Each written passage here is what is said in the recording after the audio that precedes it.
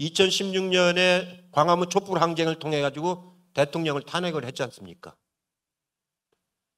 213만 명까지 나왔죠. 213표가 나왔어요. 국회에서. 막 200표 가지고 간당간당 할 적에요. 저쪽 당 사람들이 눈치를 봐요. 광화문에 몇 명이 모이는가.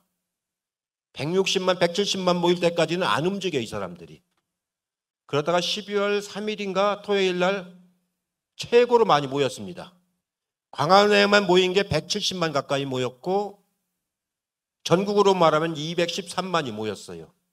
그랬더니 월요일 날 나가보니까 저쪽 당 의원 중에서 저하고 친한 사람들이 있었는데 바뀌었어. 우리 당 분위기가 바뀌었어. 왜 어디 30명은 넘을 것 같아. 20명도 채 안 된다고 그러더니 월요일 날 되니까 30명은 넘을 것 같아. 강행해. 그래. 쟤들이 우리 보고 강행을 하라는 거예요. 그랬는데 아니나 다를까 213표가 나왔어요. 인구 10,000명당 한 표씩이에요. 그래가지고 대통령 탄핵이 국회에서 결정이 됐어요.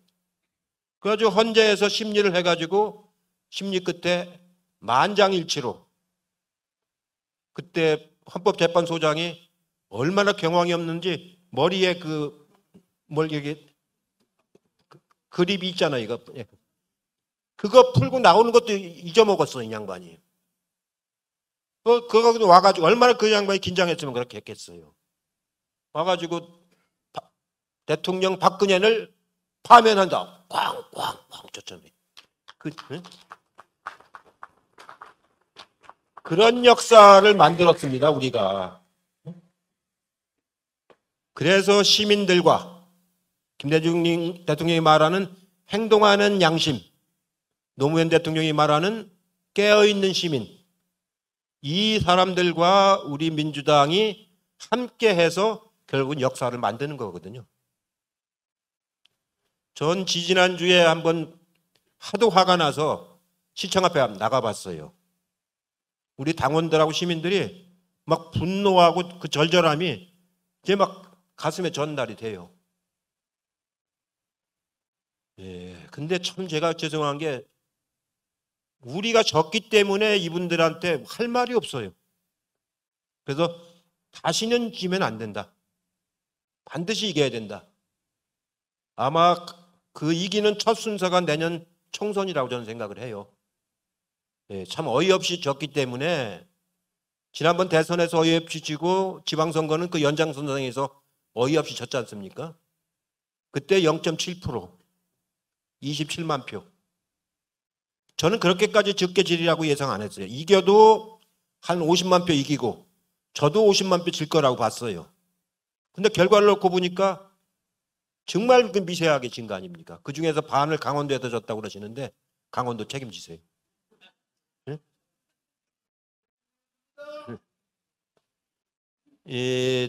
27만 표면요. 우리나라 지방의회, 기초의회 선거구가 한 2,900개 정도 되거든요.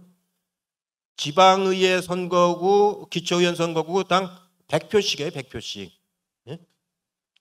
국회의원 선거구는 253개입니다. 그러니까 한 국회의원 선거구당 1,000표씩이에요. 1,000표씩. 그거 져가지고 이 꼴을 당하고 있는 거예요. 그거 져가지고. 민주주의에서 선거라고 하는 건 그런 거예요.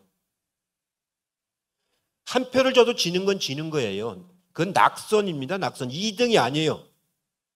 당선되느냐 안 되느냐는 거지 1등, 2등을 가리는 게 아니라고요. 5년 동안 우리가 국가의 운영권을 뺏기는 거 아닙니까? 이걸 찾아온다는 게 쉬운 일은 아닙니다. 애석하게 졌지만 찾아오는 것도 쉬운 일은 아니에요.